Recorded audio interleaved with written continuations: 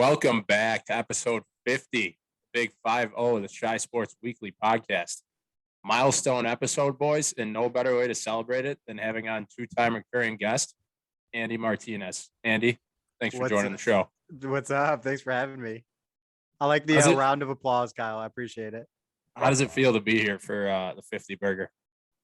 Well, you know, I'd like to rank it among the top 3 accomplishments of my life at this point. So it's pretty high up there, I think. And the first 2 were the other episodes you were on with Exactly. You just read my mind. You know that age-old saying, you never forget your 50th. It's true. Now we go. Let's dive right into the number 50s. I was gonna say the starting five. Let's dive into the number 50s. Andy, you kick us off. Number 50 players to wear number 50. Corey Crawford. In Chicago history. You can go wherever you want to start, but I prefer if you want Chicago. I'll go Corey Crawford, but the first guy that came to mind was Mookie Betts for sure. Okay, you said Corey Crawford first. It counts. Corey Crawford on the board. Maxi Pad, who you got? Corey Crawford's probably the best option. I thought you were about to say Corey Crawford right after Andy said Corey Crawford. Yeah, my volume's out. No, I'll stick with a Cub. I'll go Rowan Wick. Big Dick Rowan Wick. I like that. Follow up with that. I'll go the Hall of Famer Mike Singletary. That's a good one. Wow, Iron Mike. That's a good one. I forgot he wore 50. I'm honestly shocked, Max, that you didn't take that. I don't know how I forgot about that. Andy's wearing a fucking Bears hat. Yeah, and I'm wearing a Harvard shirt. Mookie Betts. Future Cub. Future Cub. You heard it here first. Who we got for White Sox? John Danks. Oh, John Danks. What about Danks? Oh my God. Who was didn't his brother play on the Sox? Jordan Danks? Jordan Danks, yeah. Oh man. Wasn't he like Lamar a prospect? Hoyt? Like a somewhat noteworthy prospect? It's really hard to beat Mike Singletary and Corey Crawford. I feel like every time we do this, I ask who was a Bulls player that wore that number, and every time it's like there's no one. But I feel like there has to be a number 50. Yeah, I checked. And who we got? Nothing. There's a guy named Mike Sweetney. Greg Anthony. I'll just read the rest since we're halfway. Greg Anthony, he's on is he on NBA Today or the NBA on TNT? Yeah, I think so. And then Ben Poquette and a guy named John Brown. So there's the history. Those are all fake. Andy, can you name a Chicago Fire player number 50? There must have been like a backup goalie or something that probably wore 50. I don't know. They like get up to like the 30s and that's about it. Roy Kent. Jamie Tart. Has anyone seen Ted Lasso? Oh, no, I haven't seen Ted Lasso, shockingly enough. Wow. Never. If you could get 4 guys in a room, chances are half of them have seen Ted Lasso. I bet that joke would have been fucking hilarious if we knew who those people were, though. It would have. It would have made more sense, at least. Would have landed. It wouldn't have been dead. I thought you were naming Chicago Fire players. I thought you were like random 2000 Chicago Fire players, too. Yeah. Watch Ted Lasso. It's a good show. Jeez. This show's not sponsored by Ted Lasso. That one went right over my head. I'm trying to think. I want to do another Cubs one. I can't find a good number. Oh, Dan Herron. A little time with the Cubbies. My personal favorite, Julian Tavares. He's a crazy. You're gonna laugh at me. He was in my dream a couple of days ago. Not even kidding. That's not even like the top 10 weirdest things you've said. That's lucid. Honest to God. It was just like, I don't even know what. I just know for a fact on my life, I'll put on my grandma's grave. He was in my dream on like Sunday night. Don't worry, we can cut this part out. Did you wake up? I don't know why I'm dreaming of Julian Tavares, but here's a fun one. The Bulls picked Tony Kukoc 50th overall. So here's not number 50, but picked him 50th in 1990. All right, here's another fun one. I like to play the 50-50 every time I'm at a sporting event. I do. Never wins. How many times does DeMar DeRozan put up 50 this year? Twice. Times? 3. To be honest, I don't know, but I feel like it's either 2 or 3. That's a it's a way to be It was like that 1 week stretch where we thought the Bulls were good. Right.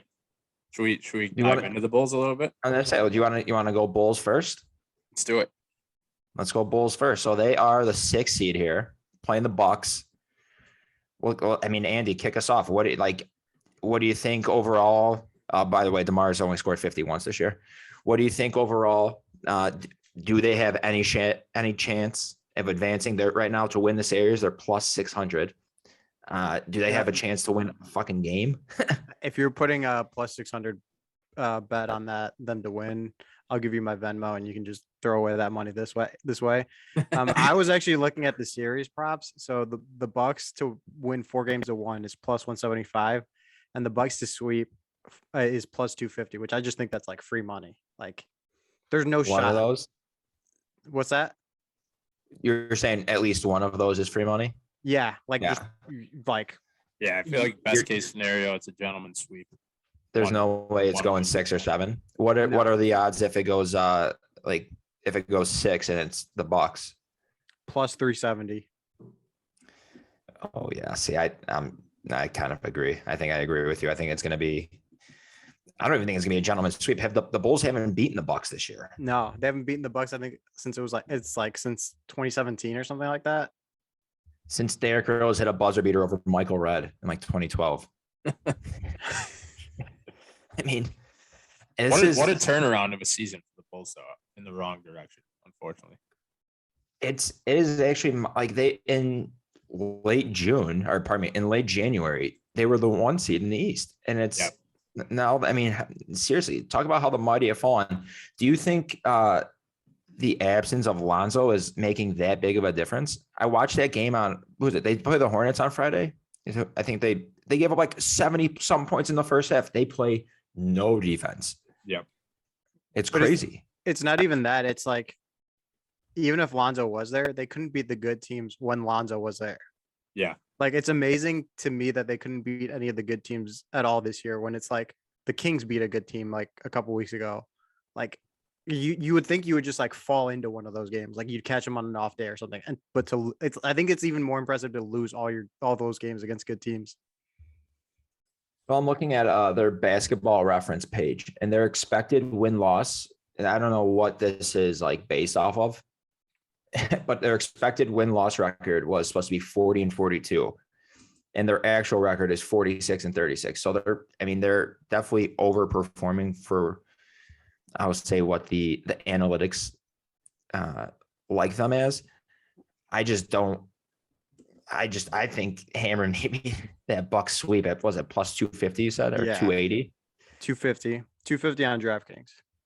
I mean, that seems nice. I mean, I don't want the Bulls to lose, but I also last like time I money. saw, they were like 2-20 against playoff teams. I mean, that is just completely if you go- unacceptable. how about, I mean, let's a little positive here. So I'm looking at their last game that they played on, was this April 10th? So that means Sunday here against the Timberwolves, who the hell knew the Timberwolves were a playoff team? They had the same record as the Bulls. Yeah. Like, did you know that? Ty, did you know that? Yes, only because I, Because into you the just said it. basketball card game. So, Yeah. that's why. But yes, I did. In this game on Sunday, Patrick Williams, 35 points. Ayo DeSumo, 26 points. Like, if you get those guys going, maybe Maybe you you make it a 6-game series, but if not, DeMar didn't even play. Like, and I don't know. I mean, I couldn't tell you a single person on the Bucks or on the Timberwolves. Like, Carl I don't know Anthony who, Towns. Anthony Edwards. Like, I mean, he played, but besides that, like, I don't know if these guys are good or if they're just like stat guys. I mean, but they beat the Bucks, or I keep calling the Timberwolves the Bucks. They beat the Timberwolves going into the playoffs. So it's gotta be, I guess, some momentum. It's better than losing 7 in a row, but at the same time, I don't know. You know what's actually I'm looking forward to? You ever notice when the Bulls are in the playoffs, all their players wear black shoes? No, you but ever these are notice these are the stats that? that you come up with. I've never noticed Have that. you no. never noticed that? No, but like If now you- that I think of it, like obviously like everyone remembers the Derrick Rose injury and like like he was wearing black shoes then. I'm not kidding. I noticed this when they played the Wizards in like whatever might have been the 2004, 2005 playoffs, or maybe it was the 05-06 season. Whenever they made the playoffs, and like I was watching them during the regular season, they would just wear whatever shoes, but then they would in the playoffs, everybody wore black shoes, and I was like, this is the coolest thing ever. Yeah. And they would do it like continuously. And I don't know if that's maybe this is just like I've never seen it anywhere. I've never read it anywhere. This could just be a galaxy brain thing in my own mind that the Bulls are going to wear their black shoes and they're just going to like, if there's any game they're going to win, it's got to be game 3 though, right? They're going to be probably down 2-0. They're going to come back. The United Center is going to be on fire. Madhouse is going to be rocking. Giannis is going to miss a free throw at the end. The Bulls are going to win like 111, 110. How about that? How about that for prediction? That's pretty bold prediction. Is there a way just to bet if they're going to wear black shoes? Look it up. I swear to God. I mean, Don't call me a liar. I'm telling you right now. What's crazy? I'm to me, looking at though, the is, like, picture of Derrick Rose when he got hurt. Yeah, he's wearing black shoes. what's crazy to me is Like- they went from needing like quote unquote one piece, like they needed a 4, like a 5 that could play defense and score, to now there's question or people talking about should they just blow this whole thing up? Like, Who's saying that though? It's been the talk, like, because they're kind of in no man's land. Like, they're not bad enough for a lottery pick, but they're not good enough to like really compete. But like, why would you? This is their first time in the playoffs since what, 2015? Right? With, or pardon me, 2017 with Yeah. Dwayne Wade, Rajon Rondo, Jimmy Butler Where- that year where against if the Rondo Celtics. doesn't get hurt, they probably beat the Celtics in round 1. yeah, Yeah, I I mean, mean, they might even sweep them. I'm not in the camp of like, blowing this team up. I like their No, I'm core. with you. I'm with you. But like, that's the devil's advocate It's argument. crazy how fast it's gone downhill. That's all I'm trying to say. I would not blow this up. It's your first year making the playoffs, like with this core. I mean, you could still add Patrick Williams was out the whole year. You're hoping Right. him, Kobe White, At the same Ayo, they time, all in the progress. NBA, it's like if you're not competing for the title, no one cares. Like, who cares if you make the playoffs? 8 teams make the playoffs in each conference. Now it's 10 with the play-ins or whatever. Are there any good? Is like Anthony Davis a free agent? I mean, No, I think who's he's a free signing agent that they extension. could go get? I don't know, but no one wants AD either. Guys, Oh, he's a Guys made Packers it. fan. glass and tape. We could take it. Could we just take a second here to just rip on LeBron? Nah, Why does he wear He's fake? the Why does worst he wear, fucking GM. why does he wear fake glasses? yeah, I don't get that. I don't know. I don't know. don't He get looks that. ugly. That's my first. That's the first time when I will question someone's intelligence if I see someone wearing fake glasses. You don't like fake glasses? No, I just don't understand. Like he's the GM of the team, right? Like everybody knows it. It's just he's just not like the GM in name, so to say. The thing is, And that then team was so bad. Like, they were like terrible. 20 games under 500. They were so bad. But my favorite part is that like LeBron is what do you say? He's like, I wouldn't count this season as a failure. We grew together, and it's like, dude, the fuck you mean? You were like the title favorites. People were dubbing Didn't the team even like make the the greatest playoffs. team, like Yeah. potentially the greatest team of all time. You have before the start of the four season. Hall of Famers, and like, I mean, you could say LeBron isn't in his prime, but he's not far out of his prime. No, Anthony Davis is in his prime. you would still take Russell him on Westbrook. your team. I mean Shit. he's basically. I mean he's playing well enough to be considered still in his prime. Almost the guy is competing for a scoring title. Yeah, he could have definitely gotten the scoring title in the last game. LeBron could have.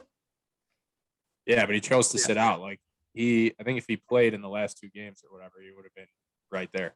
Yeah, Oh shit. Well, there you go. That's even more proof that he's a fraud as a GM. And now he's saying, I'm reading something here that he'd be very enthused if about the possibility of the Lakers hiring Mark Jackson.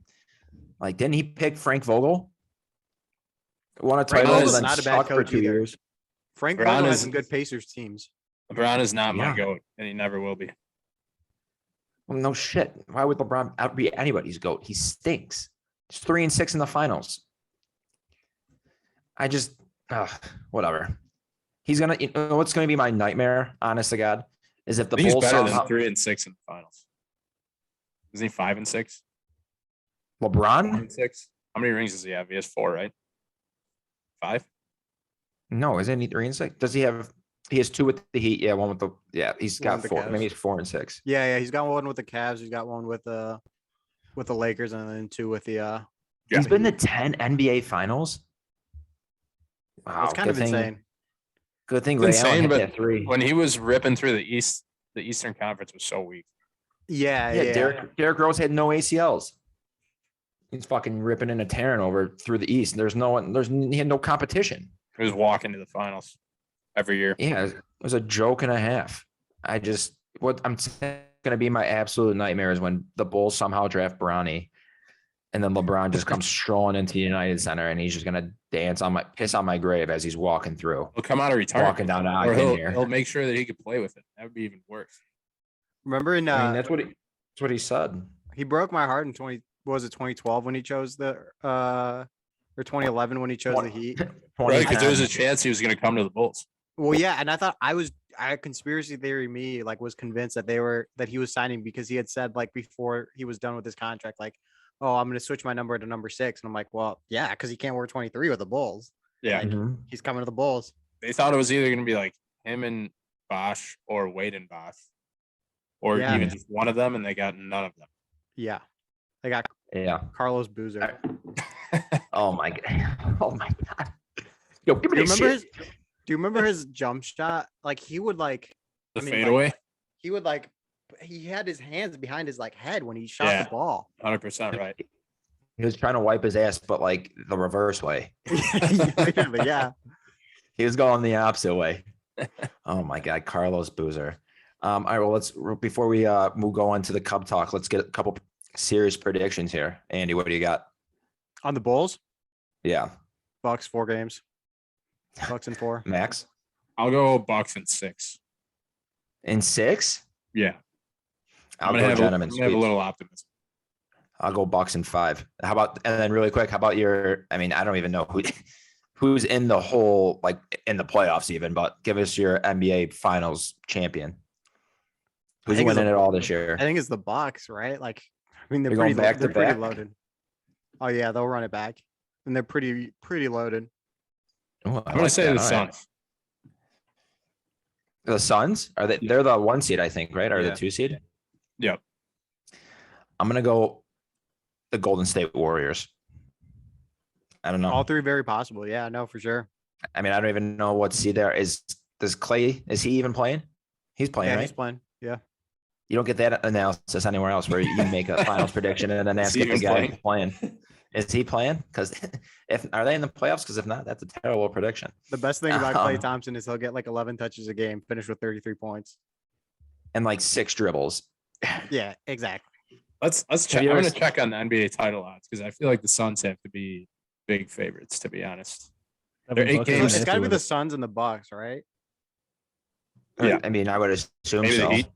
Suns are plus 270. Bucks are plus 500. Nets are plus 650. Celtics. The plus Nets? yeah, Aren't the Nets in the play-in right now? I think they just won. Oh, they did? I think so. The Warriors are plus 1,000. It's a nice little. Sprinkle on the Bulls plus 8,000. Again, if you need my Venmo, They're, I'll they're, gladly plus, give it up. they're plus 8,000 to win the title. Who has Yeah. the worst odds of any team in the playoffs? The Cavs. Spurs. No, wait, Or why no. are the Spurs still No, last? no, the Hornets, actually. Yeah, the Hornets. Where do the Bulls land in like terms of teams towards the bottom? Like, are they like, so of the 20 teams that could potentially win it still right now? Are they like They're towards the middle. 17? I mean, they're not going to win it, but they're probably towards the back half of the middle. Ugh. There's like 12 teams. out of The thing about it is like, had they gotten a good draw, like had they gotten maybe like the who would have been a Heat- good draw for them though? the Heat. Well, no, they I mean, probably have still they- would have lost the Heat. No, yeah, you're right. 5 games.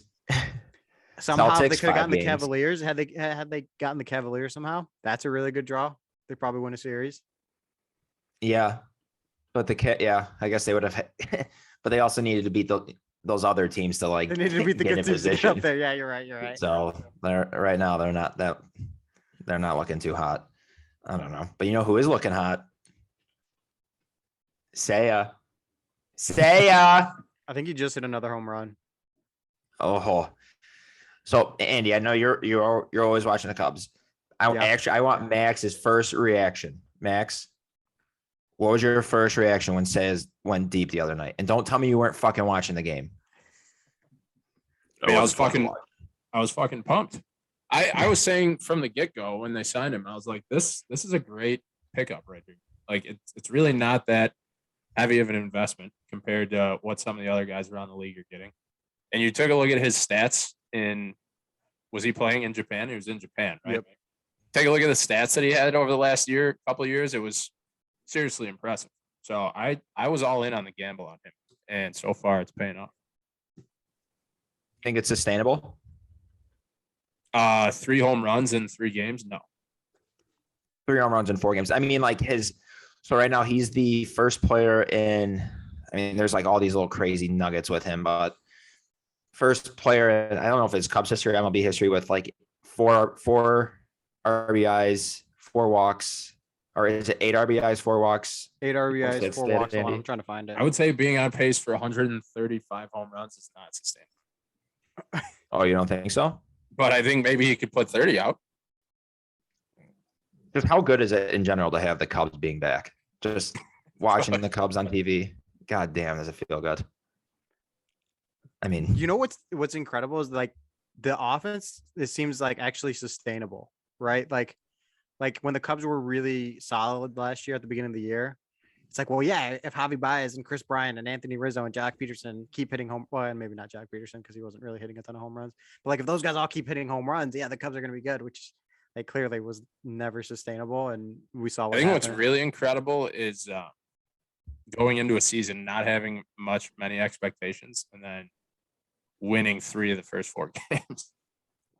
But that's what I'm saying. Honestly, Like what was incredible was like they made Brandon Woodruff, Corbin Burns, and Freddie Peralta look like, just regular old dudes. Right. Those were Exactly. 3 of the best pitchers in baseball last year. Yep. you know what I love about it? And you just were mentioning how there's more balance in this lineup. What I love about it, contact. This lineup, I mean, obviously everybody's going to strike out. You're facing major league pitching, but this is a contact-based lineup, and especially in the early months here, April when it's freezing in May, wind might not be blowing out, Right. and you're facing Corbin Burns, Brandon Woodruff, these aces that Milwaukee has. I love the contact-based lineup. I know he hasn't gotten off to a hot start. I love Nick Madrigal. I think I'm going to be in love with this guy. Why? That's what I said, how do you not? It was a great trade. Oh, yeah. He puts were up you good saying, at Eddie? bats too. Like he puts up really good at bats too. Like, yeah, you're right. Like I think he's maybe has like 1 or 2 hits. He was hitting like 083, I think, or something like that, which is like, it's like it's 4 Nowhere to games go at, but like, up. Nowhere to go but up. That's he's not going to be hitting that. But like the thing about it is he's got a really good plate discipline. Like he knows his zone, and that's kind of the same thing with Suzuki. Like they both know their strike zone. And there was what I think it was against Josh Hader where Suzuki struck out looking, and it's like, all right, like first of all, like Josh Hader's got that weird delivery that he's probably never seen anything like that before, but at the same time, like I think he knew like he couldn't do anything with that pitch. And David Ross said it I think after Saturday's game or Sunday's game, like you're gonna take your pitches and you're gonna like some of them are gonna be balls, but sometimes you're gonna get striking out, and like that's fine because you want your like those will balance out in the end. And the other thing is like you don't want these guys swinging at pitches that even if they can make contact on, it's a little grounder to first base or a little grounder to third. Like you'd rather try and either draw the walk or wait for the pitch that you can put into the gap or put over the fence. Yeah, I saw a stat that said after his first 3 games, I think he's seen 57 pitches in total and only swung and missed at 1 of them. Yeah, like he is, and even like good? that first, it's not bad. even that first game in spring training, like you could tell, like, all right, like once he gets his timing off, and you, like Kyle, you said it, like May 7th was going to be his day where he like figured it out, and I thought I thought he was going to be struggling real bad right now just because of seeing guys like Corbin Burns and Brandon Woodruff but like that pitching staff right off the bat. I'm like, oh, like it's gonna be a rough Yeah, start it's a for tough him. draw. So here's another fun one about Suzuki. He's been throwing 29 pitches outside of the strike zone. He's taken 28 of them. 26 were correctly called balls, 2 incorrectly called strikes, and his only chase, or his one chase, was an RBI single off Brandon Woodruff. So the guy knows his strike zone. Andy, was there? I might be paraphrasing this, but was there a Ross quote from this past weekend where he's like, I think he was even referencing Suzuki, where he said he's so true to his zone, and that's why he struck out looking like on a borderline pitch. Was Right, it something along those lines? Yeah, that's exactly what he said. Yeah. What a spin zone. Yeah, exactly. I remember Yohan Moncada was the same way when he first came up with the White Sox. I remember there was like he had been striking out looking like the most in the league, but at the same time he had like along that stat you had, Max, it was like 50% of those were like incorrectly called strike threes looking. It was like he knew the zone too well where it was like hurting him. Yeah. That's crazy. Honestly, I hate to make this comparison, but that is something you love to see. As it's just like the anti Javi bias. Like, right. You love to see those kind of at bats being worked this season versus kind of what we've been used to. Right. With a guy, I feel like you see that with a team, like when a team is very like home run and strikeout heavy. I feel like it's, you know what it is? It's like when a team has a coach that's like a dictator, and they're like, he's up in everybody's face. The next coach that they get is, a player's coach. It's the complete opposite. Right. Yeah. I feel that's almost the same way for a while. That's kind of where the MLB was heading too. It's like strikeouts and home runs. It was a power game. Right. And now having this kind of lineup is refreshing and it's fun. I mean, not to say that the Cubs don't have boppers. I mean, they have. I mean, not to say Patrick Wisdom is a perennial 30 home run throughout a year, but at the same time, he's also like he can hit a home run in any condition. He should have a home run. He should have had that grand slam that the wind in Wrigley held up for a very loud fly ball. Yeah, he'll get it going. Just wait till Frank the Tank gets it going too. And you know what's crazy is like wait till he gets it going, and he's just gotten hits his last few games, like except it's like 1 for 4 and not like the 3 for 4 we were saying all last season. Yeah, it's. I mean, watching the game today, I was talking with some people I work with, and I was like, he just kind of looks like his timing is just off right now. He just doesn't seem like he's like last year in August and September. He was just locked in. He was squaring everything up. Where, I mean, his hit today, well, I don't even know what the exit. I think it was a broken bat single up the middle. A couple of his hits the other day were just, I think he had one line drive, but they were just, grounders that found holes. He also had fewer at bats than everyone else because he missed some time with like a lower back injury in spring. So he's like, I mean, all these guys are behind just because of the shortened spring, but he's also like a little bit further behind than the rest of the guys because he missed, I think, I want to say like 4 days or so like 2 games in spring training. How much do you think the shortened spring is affecting, I'll say, the starting pitchers, but relievers in general, going back-to-back days? That's like one thing even I overlooked, where it was like, yeah, none of these guys have gone back-to-back, and the Cubs are going to have to, like, they're going to eventually have to do that here soon just because they don't have an off day until the 25th, I believe, of April. So it's like, yeah, I mean, you're just naturally going to have to go back-to-back on some of these guys. That is going to be like we're seeing with some teams already around the league where guys are getting hurt. And I mean, the White Sox with Giolito, like that's already, I mean, they're already down, pretty bad with Lance Lynn, and now they're without him. Like it's so funny because like the Cubs had 4 guys who go 5 innings. So it's like, oh yeah, like whatever. But like, that is something like to really keep an eye on. Cause like at this point, if this were a normal spring training, they're like, I'd say I would want to say like 80% of the way there. And a lot of these guys aren't. And the Cubs are in a really interesting situation too, where a lot of these guys signed even later. Like Michael Givens signed like a few days into camp, and David Robertson signed a few days into camp, and then he had a son. So then he had to be away from the team. Like all these guys are like behind the 8 ball and then doubly behind because of, the crazy free agency with the lockout where they didn't sign and didn't get to camp for after a few days. How good is Ethan Roberts? How about that slider he threw today? He is really, really good. Like I really think he could be like a really good back end high leverage situation pitcher, once he hits his prime. Like I think there's definitely going to be some learning, like some road bumps, and he's going to have to like learn a little bit about the league, but he's like one of the nicest kids. Like he is like a genuinely The he's nicest just like kids. yeah, like he is like He was he's the just dude so that they giddy. gave the contract to, like in the dugout, right? Yeah, exactly. And then Yeah. I went up to him in the clubhouse when we got back to Chicago, and he was just like a little kid. Like he was so happy. It was like kind of cool to see because like, I mean, like I think that's how I would be if I was in the major leagues. I'd be like, oh my god, like I'm in the major leagues. Like that's how he is. Like he's just like a little kid. Yeah, I mean, I'm looking it up here. His, not that I don't even know like what an average horizontal break is, but his slider had a 22 inches of horizontal break, which Yeah, I'm assuming that's a lot.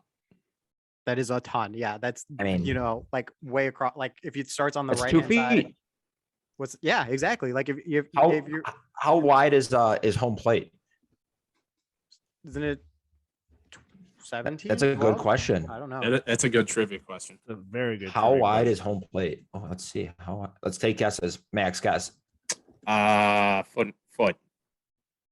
I'm gonna Ty? go 14 inches. Andy, Probably- did you look it up? Yeah, I looked it up, but I was right when I said it. What did you say? 17. It's Yeah, I was gonna say a 17 foot and a inches half. wide. That's crazy. So his slider literally broke all of home plate and then 5 extra inches. If you're a right-hander, you think it's coming into your hands, and then it's in the other it's in the other batter's box. Like Yeah, I mean, literally. that's wild. What do you think of Marcus Stroman? I know fans were pissed that he got pulled after the 5th yesterday or Sunday, but it's like, I mean, it's a short spring training. Like, you can't expect these guys to be throwing 100 pitches right off the gate. Right. What do you think's in store for him?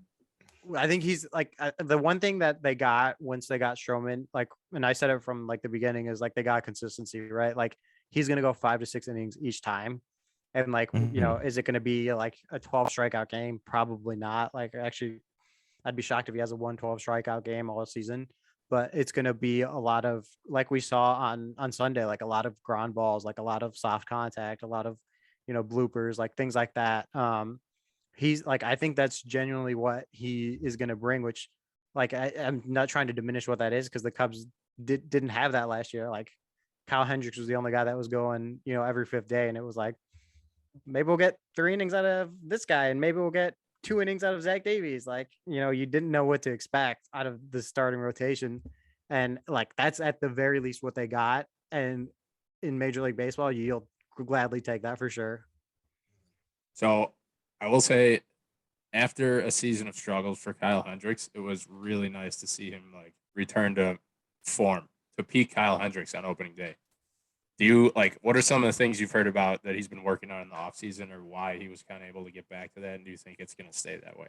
Yeah, like I think there was definitely like the mental aspect, and like the way Kyle Hendricks is, he'll never admit it. Like he'll never be like, oh, like I mentally switched. I not even Kyle Hendricks. Like I think any Major League Baseball player will never like admit like he was a little checked out or zoned out, for lack of a better phrase. But like, I mean, think about it. Like you went from competing for a playoff spot, a World Series every single season, and then you're on, a team that's going nowhere, and you knew that on the July 31st trade deadline. Like that is mentally, that's got to be tough. Like if you're used to competing, like if I don't know, like if you think of it like at a college or high school level, like you're used to competing for state championships every year, and now you'll be happy to win, 5 games. Like that's like a big, mental switch for sure. And Right.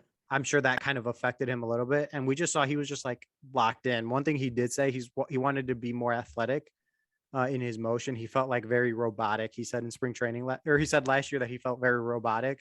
And like, it was just like, so he was trying to be more loose. And, I think there was a little worry in spring training when I think his last game, he gave up like 3 home runs or something like that. But like he was mentioning, I didn't have a scouting report. I was just trying to work on certain pitches. And there was one Cubs pitcher last season who threw 5 straight curveballs because he was working on a new curveball. So he threw, and the hitter, I think, got a double or something. It's on him, and it's like, well, yeah, after 3 pitches, you know what's coming. So like I never would count on anything spring training results from a pitcher. For sure. You're saying we shouldn't be gambling on spring training games? I would say it's probably not wise unless you know what pitcher's working on a pitch and he's going to be throwing that pitch 80% of the time. I don't know. I think I found some market inefficiencies there, so I'm gonna keep that one in my back pocket. Do you think there's any? I don't know. Even I'm trying to think how to phrase this. Do you think there's any like truth, or this is a theory I have, that Kyle Hendricks' changeup is more effective when the wind is blowing out? Have you heard anything about that? I'm pretty sure he's said that himself. Doesn't he prefer that when the wind's blowing out? I looked it up. I couldn't find it anywhere. Have you heard anything about that, Andy? I don't remember hearing that. I mean, it's possible he said that. I just don't remember. But I mean, yeah, like, counter logic, right? Like, if I throw against the wind, maybe, or I guess it would be against the wind. Yeah, against the wind. Yeah. I mean, I'm sure maybe there is some physics to it, like way more advanced than I know about spin mechanics and physics, but like, maybe the wind is causing it to. I could have swore I heard that he was getting more dip on his changeup. Yeah, like it adds more horizontal dip or more vertical dip, whatever. Like, it's totally possible for sure. Especially like to keep an eye on. Yeah. Those are the market inefficiency. Yeah, that's exactly market inefficiency. So Kyle said the word sustainable earlier. Is the pitching that we've been seeing from the staff and the bullpen? There's no way that can be sustainable this season, right? Well, so what's shocking to me is the bullpen. I think has been like they've been solid. I mean, obviously they're 3-1 as we record this podcast. Like they've had some like worrisome moments for sure, but I think that's really like, they're going to take a couple weeks to figure out like their roles and get into, game rhythm and game shape. But like once they get it, I think that the bullpen can be really, really good. Like I think there's a lot of pieces like a Chris Martin or like a Michael Givens, that like David Robertson, that like they're just going to get outs. And that's all you want from a bullpen. Like I think there's some real potential. And then I think if it's really struggling, like those are assets that you can flip, kind of like we saw last year with Ryan Tepera and Andrew Chafin. And the Cubs are really good about just figuring out those like veteran arms. Like Tepera and Chafin was like a little well known when he was in Arizona, but like Tepera with the Blue Jays was nothing. And then he struggled in 2020, and then in 2021 he's one of the best relievers in baseball. And same thing with Chafin. So like. And then Adam Morgan was the other guy I always reference. Adam Morgan was really solid in the second half for the Cubs. Like there's just something there with those veteran relievers that they can kind of, work their magic on. You expect David Robertson to be the person to get the first 2 saves of the season, or to close out 2 of the first 4 games? No, I thought it would be Michael Givens. Like I thought, yeah, I know he was probably the furthest like away from being game ready. But I thought he just looked the sharpest, and his arm delivery was a little wonky, that I thought like there would be like all that would play in. But no, I'm shocked that David Robertson has gotten the first 2 saves for sure. And do you think that's just because he's like Givens isn't in like game shape? Do you think that'll switch eventually? Or I don't know. If it's like he's got the hot hand, just ride it. Right. Yeah, I think there's a little bit of that. And then like the 2 saves that David Robertson has had, I think he faced, I want to say maybe like 3 or 4 lefties in those 2 games. His cutter is really, really good against lefties. And he mentioned it in spring training. Like he's not throwing 94, 96 like he was, when he first got in the league, but he's still throwing 92 with a ton of spin and a ton of, movement on that cutter, that I think that plays really well against lefties.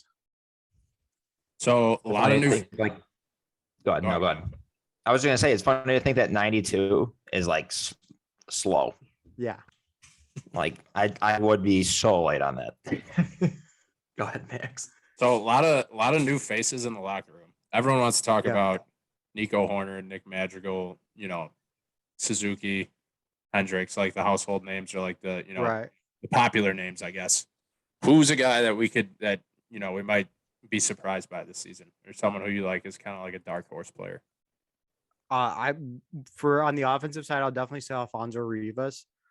He is just like a good at bat every time he goes up there. He's left-handed too. The Cubs are pretty right-handed heavy, I want to say, like Clint Frazier, Nick Madrigal, Nico Horner, all those guys are right-handed. Alfonso Rivas is a little different, and like he just grinds out in that bat. Like I think he's the perfect late inning pinch hitter, or perfect guy to go up against a righty and give Frank Schwindel a day off. Like I think he is just like I think he's going to be a solid bat, or has the potential to be a very solid bat, and he can play some outfield too, which I think gives him a little bit versatility. Where it's like, all right, well he's got a really hot hand, but so is Frank. So where do we play him?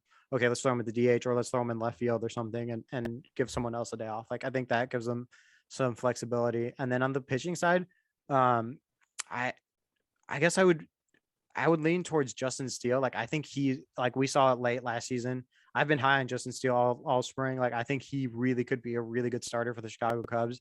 And I think we saw that a little bit of the glimpses in his first outing. And I think there's gonna be a lot of learning curve for him for sure, just playing full 162. But I think he can be a really good starter for the Cubs. Love it. Keep an eye on those guys. No, you're just sitting here smiling.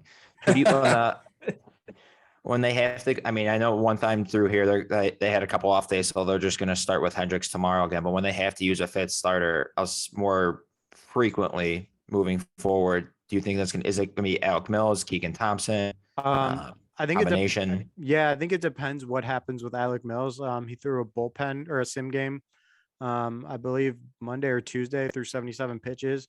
So I think they'll wait and see, how he feels after that. He had the lower back strain too.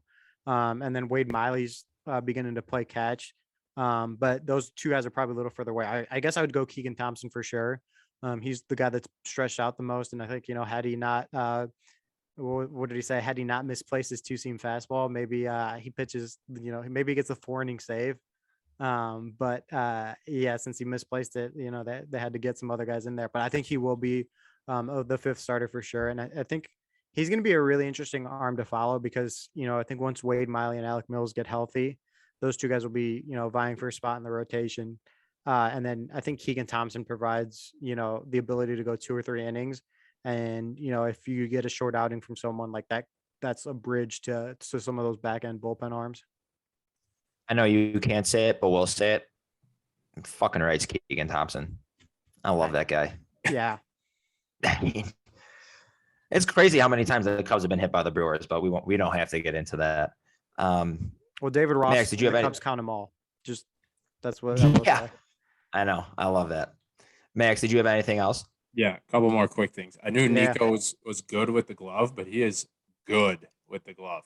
Oh, yeah. I feel like he could be a potential. If he could play a full season or a couple full seasons in a row, he might sneak a Gold Glove in there.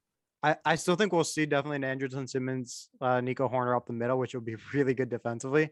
But Nico Horner is making a strong case to say even when Andrelton Simmons is back, it gets healthy. Like it's going to be hard to keep him out of the lineup. Or excuse me, out of the lineup and out of the shortstop position. Sure. He is really, really good. And like he was very well known for his glove, but like, I thought they were making the smart move and having Simmons at short and Nico at second defensively, but like I think I was wrong. It played it today. You just gotta go. I think you gotta go Nico Madrigal. I mean, that play today, I didn't see that coming at all. I mean, especially with Brian Hayes running, it wasn't like he had Paul Konerko trotting down first base. I will say, Brian Hayes, that guy's gonna be a stud. He is really, really good. I like obviously Simmons is elite caliber with the glove, but how do you keep Horner and Madrigal out of the lineup, or you just want to have them up the middle every day? I feel like. Yeah, I guess that's the good thing they have the DH right to have Madrigal at DH, but I mean you need him playing second too. But like there is something to Madrigal and Nico Horner, like they haven't played a full 162. Like they do need Simmons in that sense where it's like as much fun as it is right now, like you don't want to burn out Nico and Madrigal like by June. Like you got to keep these guys fresh, and you want to make sure they make it to June and beyond that for sure. Last thing I had was, would you ever order a David Bodie jersey? Tell me Kyle did this or something. Who ordered one? No. We'll explain the rationale after. Yeah. All right. How about this? On your list of players. No comment. Yeah, On your list of players, would David Bodie be in the top 10 players that you would think to get a jersey for? on this On the current current, team. yeah. Ooh, that's a good question. Hold on, let me think real quick. 12. No. There's no way. No, like I got to like 6, and I'm like, no way. I mean, tell him, Max. Oh, not to name names, but Gal was texting us, and he was like trying to figure out which Cubs jersey he should order, and like one of the second names he throws out there is David Bodie, and me and Kyle are both immediately like, dude, what? Like, what are you talking This is about? before like Nico Horner, Nick Madrigal. I think this was right after Seiya. He's like, should I get a Suzuki jersey? We're like, yeah. He's like, man, maybe a David Bodie one. We're like, I don't want to get Bodie. And then like me and Kyle were like, dude, no, that's so wrong. Like, don't tell anyone else you said that. Yeah. And he's like defending it. And we're like, Yeah. dude, just go look at his baseball reference page. Yeah. He is Well, you're doubling still down on on the David fact Bodie. that David Bodie should be. Don't get me wrong. David It was Bodie fun jersey. when So- David Bodie got called up. He had some nice games. The walk-off grand Yeah. slam was sick. But goddamn, I am not ever. You will not catch me anywhere in a David Bodie jersey. Before we jump into the starting five, I'm gonna rattle Okay. off different just statistical categories. Just tell me who you think is gonna lead the Cubs in each one. We'll start with the offensive side. Okay. We'll go average. Okay. Average. I mean, it's tough not to say Seiya Suzuki the way he's starting. But I think, everything, what is it? Cream rises to the top, whatever phrase you want to use. Like, I think Nick Madrigal has the highest case for, he was a 300 hitter last year. Like, I think he has the best case for highest batting average this season. Hits. Hits. I'm gonna go Nick Madrigal again, just because he's bad. They're keeping him at the top of the lineup. Like, I think he's just gonna get the most of opportunities, and his game translates towards that. Home runs and RBIs, because those could be linked together. Yeah, that's tough. I'm gonna go Ian Happ. Wow. Ooh. I think he's gonna be. Yeah, I think he's gonna. He could be an all-star this year. I think. Has he's he gonna- hit one this year? What's that? Did he hit one this weekend? No, he hit one off the wall, right? Yeah, he hit one that like right off to center field. Do you think he's gonna lead in RBIs as well? Yeah. Double dip. Mhm. Gotcha. I wanted all to right, say, I know the questions are not directed at me. I want to say they P. are. Wizzy- Go ahead.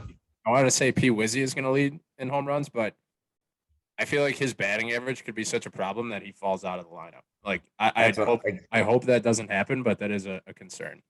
Yeah, I was kind of thinking the same thing. I mean, I will say I think this lineup suits him a lot better because, like, I mean, last year, especially in the second half after everyone was traded, it's like, all right, like, just don't pitch to this guy because, like, he's just gonna mash or like just nibble and you'll get some strikeouts and you'll get some chases. But this year, like, I think that's why I'm a little shocked he's starting off as slow as he is. Like, I think this year he had the potential to just like really build off of what he did last year. yeah, I think I saw in the second half or post trade deadline, did he hit 199?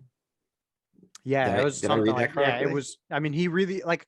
Remember, it was like it was a lock. He was going to break KB's home run record, rookie home run record. Like, oh, it's a lock, it's a lock.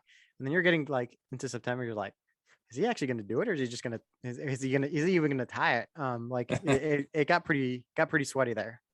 Oh, KB's was what, 26, and he hit He had 28. 28. Yeah. Yeah, I mean, don't get me wrong. I would love nothing more than P. Wizzy He'll just take 20 going home off runs. and Right. shoving yeah. right up my I hoop. don't even want to speak what I said into existence, but it was creeping in the back of my mind. Oh yeah, it's creeping right up to the front of mine. Creepy crawls. Let's see, what was the last category? Stolen bases. Ooh, I was not ready for that one. And why is it not Rafael Ortega? Because that guy should never steal a base again. I've been shocked at the amount of hit and runs that have been run with him, especially early on in games. Like you. I think Nico has a steal, right? I think Yeah. he could definitely be a candidate. Like he's very fast, and he's just like I feel like to like be a really good base stealer, you have to have that it factor, that instinct. Nico has that on the base paths. Yeah, I can vouch for that for having a stolen base record at Lamont. I agree. I just gave you saves. up on that one. Oh yeah. I Saves. knew where that was going. Saves, So yeah. Saves my original pick. Before the season started was Michael Givens. but it's looking like David Robertson. Like I think his stuff definitely plays, and I think he'll be it. But I think there's definitely going to be there's probably going to be like 5 guys at least with 3 or more saves. Gotcha. 2 more wins. Pitching wins. Kyle Hendricks. I mean, he did it last year as is. I think I think he'll be the guy. Marcus Stroman probably won't be too far behind though. And then last one, and this can be, you could do starting, rotation, and bullpen. ERA. Ooh. I want to go either Hendricks or Stroman. But I'm gonna go with Hendricks just because he's done it. He's pitched a really low ERA. 2021 aside, that's one thing he's done pretty well throughout his career. I think that is it. I think Stroman's a little bit I'm not trying to say he is it by any means, but I guess he is a little bit more susceptible to those little dink and dunk innings where he a little might snowball to 3 or 4 runs that Kyle Hendricks isn't and maybe as prone to. Yeah. And then bullpen real quick. Yeah. No, ERA for the bullpen. Oh, ERA for the bullpen. Sorry. I think you had bullpen question. I think Daniel Norris. That's I think he's going to be a really good lefty-lefty matchup. And I think he's going to be able to get a lot of outs. It's a dude that lived in a van, right? What's that? I forgot he was on the dude that lived in a van, right? Yeah. Yeah. And let me tell you, when he first walked in the complex, I thought it was Jake Arrieta. Those guys look they walk the same too. Really? And he wears number 49. I thought it was Jake Arrieta. And then I saw him put on a glove on his right hand. And I'm like, it is not Jake Arrieta. Damn, I could definitely see it actually. That's the ghost of Jake Arrieta.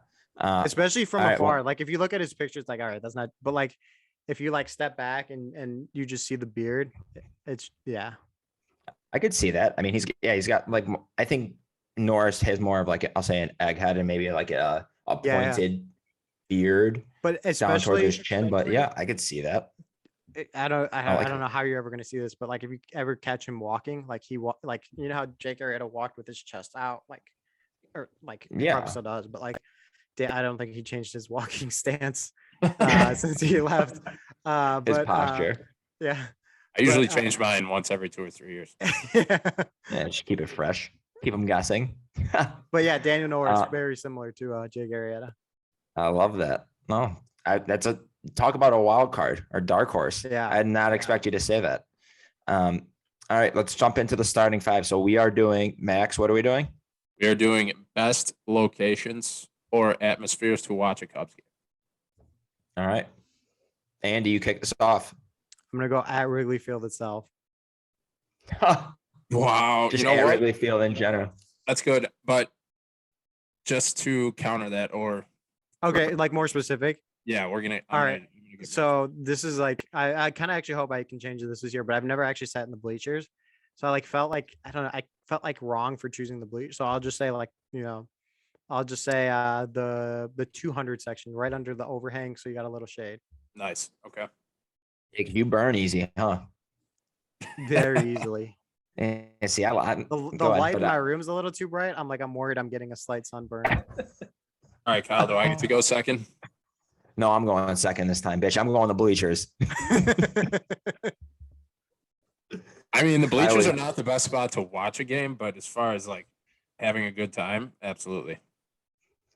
Saturday, 1:20 start in the bleachers in the middle of June. Good night, Jim Kite. Play that right now. All right. So I get 2 picks. I'm going to go a rooftop, and then I'm going to go first row of the 300 level behind home plate. I feel that is a very underrated section. Yeah, that's an incredible view. The upper deck at Wrigley, especially in the first row, it's such a small park. The overhang, you're right there. Yeah, it's better than almost every single upper deck that I've sat in. It is phenomenal. I would have said the 1914 club, but I've never been down there. So yeah, me either. So I can't say it. I've never been there. Seems nice. I know. Maybe once I win a couple bets here, it seems really nice. Check it out. Until then, we'll talk about it. So I'm really upset that you picked the rooftop, because that was my second go-to. But I'm gonna go. All right, I'm gonna go with the 100 section. My turn. Yeah, Snake. Oh yeah, snake. Oh yeah, my bad. My Snake. bad. You got lost in the snake. Lost in the snake. Damn, I should have let you go and then did that and then just took your pick. I'm gonna go Sluggers. Nice. Classic. Right up in the batting cages. Maybe hit the whole BP before and after. Get the boys or get the blood flowing with the boys. I love that. Sluggers would have been my answer 7 years ago. Now I would hate to watch a Cubs game. Just walk out of there with sticky shoes. The whole floor is just covered in fucking piss and drinks And vinegar. and vinegar. You know where to find some. Licking the floor. It's like a salt and vinegar chip. Oh, all right. Now you have 2, Andy. All right, now I have 2. I'm gonna go the 100 level section, like right up against the foul pole. One of the last games I sat at as a fan was like, I would say like 2 rows behind the Bartman seat, and it's like perfect. Like you get like it's an awesome view.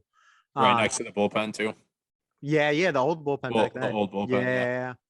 Yeah. And then my second pick, I'm gonna go an April game on my couch, like while everyone's like freezing their ass off, and That's I'm a good like one. enjoying the game just on my couch. Yep. That's actually like the perfect pick. There's nothing better. This is going to be more of a specific instance, but I'm going to say Ballpark Village in St. Louis when the Cubs are beating them in the playoffs. That's But it needs to be that specific instance because otherwise, if the Cubs are losing, then it's Nice. That was great. That was perfect timing for that. Vibes were immaculate at that Oh, time. yeah. They're on TV, right. CBS. People forget that. I'm gonna go at Sloan Park. Just spring Ooh. training. You're in Scottsdale. You're in the Phoenix area. You are having a good time watching the Cubs. That's a good And one. And then, shit, I just had another one. I'm gonna go my backyard. That's a good one too. You could I get like a that. TV outside in the summer. You could just crack a beer and watch the Cubs in your backyard. That's a good one. This is another specific instance. I'm gonna say when Jake Arrieta was pitching in 2015. That was appointment television. that definitely was. I mean, it was like, is he gonna throw another no hitter today? Like It was literally no-hitter watch. Like Yeah. it wasn't Every even start. like, are they gonna win? It's like, is he gonna throw a no hitter? Is he gonna allow a hit? Yeah, I agree. Is it now now it's your last 2. I got lost in the last snake 2? there. Yeah. So this is another very specific one. I'm gonna go a West Coast game in my bed, and then just wake up to the result. Like, yeah, that's Fall asleep. yeah. Just Yeah. like listening to Boog and JD put me to sleep. Like it's perfect. Been there, done that. That's money. Yeah. And then Yeah. I have a second one off the top. Hold on. Let me oh, actually, like my first baseball memories watching the home run chase, any Sammy Sosa game in '98. Yep.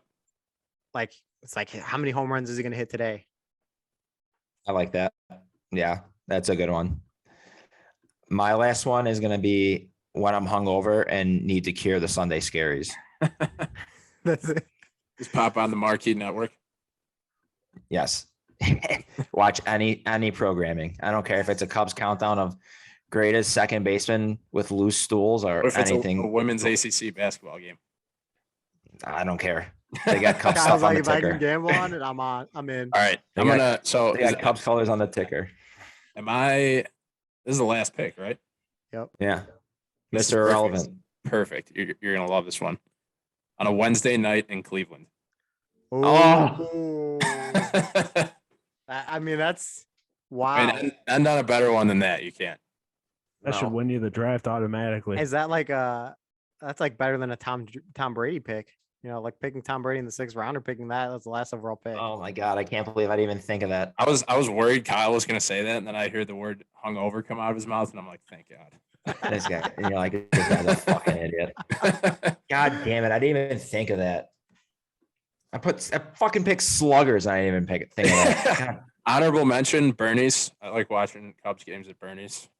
All right, yeah. How about that? What's your favorite bar to go to watch a Cubs game? Wrigleyville.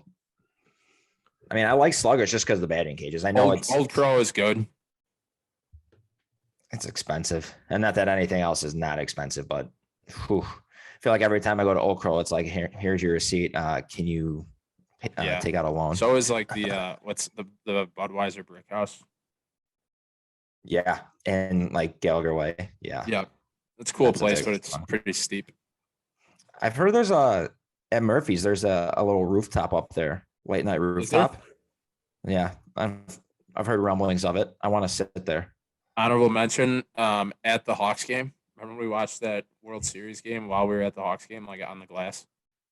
Game 6. That was so stupid that we sat Sitting there first watching row. it on our phones. Were we first row? I don't know if we were first row, but we were definitely like close. Oh my God. Yeah, we were like first or second row. Watched Game 6 of the World Series on my iPhone with Yeah, I shitty remember you telling Wi-Fi me the that whole story. time. Yeah. It's funny because I mean the Cubs were obviously down, 3-1, and 3-2. Well, at the start Or of at the that game. time, 3-2. Yeah. And we're all like walking into the Hawks game. We're like, we're not gonna watch. Like whatever happens. We'll check the score later. Like seconds after we sit down, we pulled out our phones and are just like have the whole broadcast up watching. And we were in the hall watching like Chris Bryant hit that home run in the first. We're like, let's go. And we just didn't watch any of the Hawks game. The Hawks were down 3-0, and you were celebrating like crazy. Couldn't tell you what the Hawks did that day. Honestly, God. Probably the only day Who you don't know cares? what happened in the Hawks. Hawks It's game. November 1st, 2016. I can tell you the date though. Thanks for coming. Max, you have anything else? Oh, that's it. Just want to thank Andy for coming on. It's always a great time. He's 6% of the show. Andy, why don't you drop your Twitter handle and shit so people can follow you too if they're A listening. if they Martinez made it this far? _11. A Martinez _11. There it is. Mm-hmm. You can catch him on the Cubs Weekly podcast. His work on Marquee Sports Network.com. You ever been on TV before during the broadcast? During the broadcast? No. Is that going to change this year? You're going to be on I TV? don't know. That's a good question. I don't know. Oh, We'll see. I'll just have to watch every game. those That's not fathead a pictures bad of you are idea. going to be Just in case. glorious. But only the ones on Marquee.